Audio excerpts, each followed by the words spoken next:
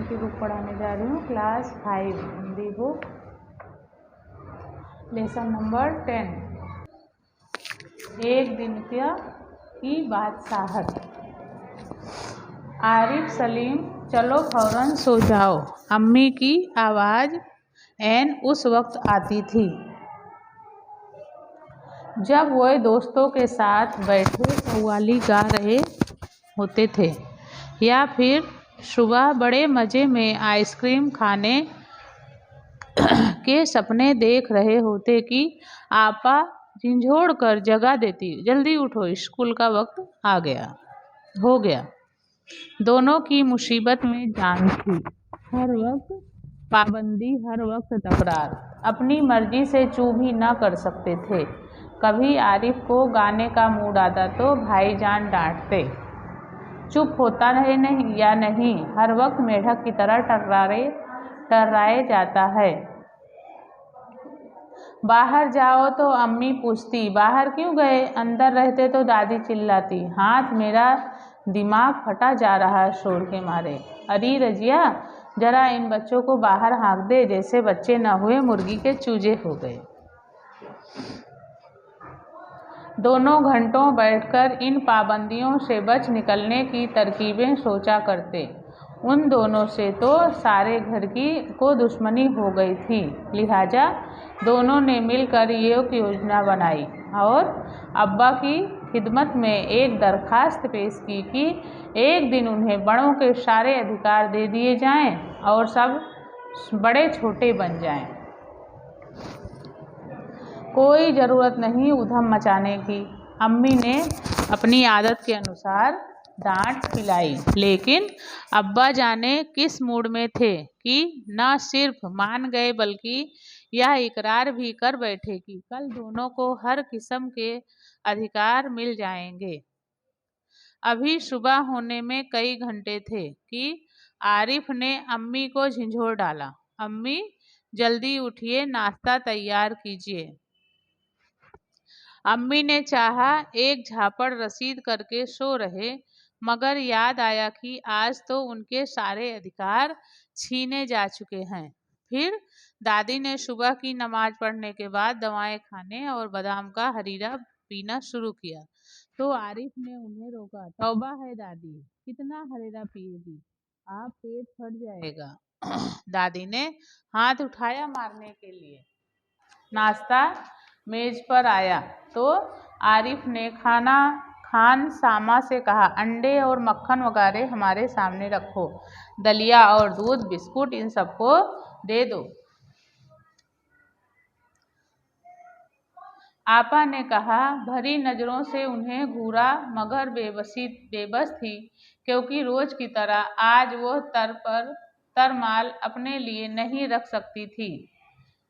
सब खाने बैठे तो सलीम ने अम्मी को टोका, अम्मी जरा अपने दांत देखिए, पान खाने से कितने गंदे हो रहे हैं। मैं तो दांत मान चुकी हूँ, अम्मी ने टालना चाहा। नहीं, चलिए उठिए, अम्मी निवाला तोड़ चुकी थी, मगर सलीम ने जबरदस्ती कंधा पकड़कर उन्हें उठा दिया। अम्मी को गुसल खाने में जाते देखकर सब हंस पड़े, जैसे रोज सलीम को जबरदस्ती भगा के हंसते थे। फिर वह अब्बा की तरफ मुड़ा, जरा अब्बा की गद देखिए, बाल बड़े हुए, सेव नहीं की, कल कपड़े पहने थे और आज इतने मैले कर डाले। आखिर अब्बा के लिए कितने कपड़े बनाए जाएंगे? यह सुनकर अब्बा का हंसते हंसते बुरा हाल हो गया।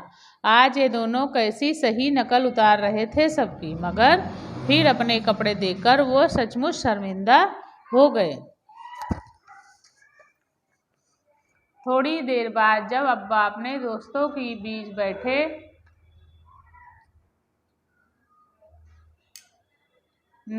अपनी नई गजल लहक लहक सुना रहे थे तो आरिफ फिर चिल्लाने लगा, बस कीजिए अब्बा, फौरन ऑफिस जाइए, 10 बज गए।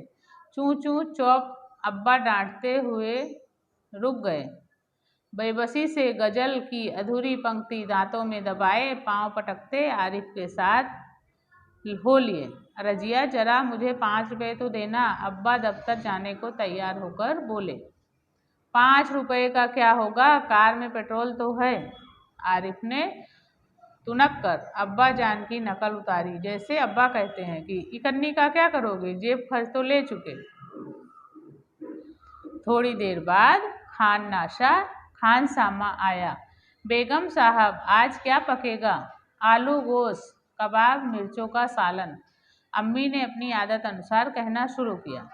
नहीं, आज ये चीजें नहीं पकेंगी। सलीम ने किताब रखकर अम्मी की नकल उतारी। आज गुलाब जामुन, गाजर का हलवा, मीठे चावल पकाओ। लेकिन मिठाइयों से रोटी कैसे खाई जाएगी? अम्मी किसी तरह सब्र न कर सकी। जैसे हम रोज सिर्फ मिर्चों के सालन खाते हैं, दोनों ने एक साथ कहा। दूसरी तरफ दादी किसी से तू मैं किए जा रही थी। ओफो, दादी जो शोर के मारे दिमाग पिघलाए दे रही है। आरिफ ने दादी की तरह दोनों हाथों में सिर थामकर कहा। इतना सुनते ही दादी ने चीखना चिल्लाना शुरू कर दिया कि आज ये लड़के मेरे पीछे पंजे झाड़ के पड़ गए हैं। मगर अब्बा के समझाने पर खून की घूंट पीकर रह गई।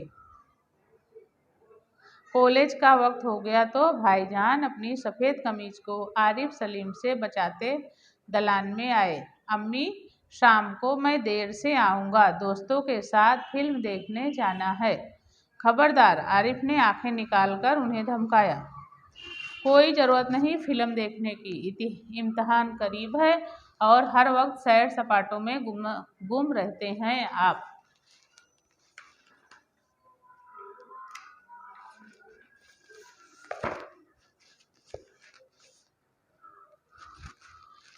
पहले तो भाईजान एक करारा हाथ मार के लपके, फिर कुछ सोचकर मुस्कुरा पड़े। लेकिन हुजूरे अली दोस्तों के साथ खाकसार फिल्म देखने की बात पक्की कर चुके हैं, इसलिए इजाज़त देने की मेहरबानी की जाए। उन्होंने हाथ जोड़ के कहा। बना करे, बस मैंने एक बार कह दिया, उसने लापरवाही से कहा और सोफे पर दराज होकर अखबार देखने लगा।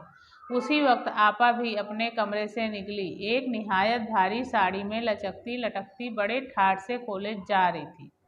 आप सलीम ने बड़े गौर से आपा का मुआयना किया। इतनी भारी साड़ी क्यों पहनी?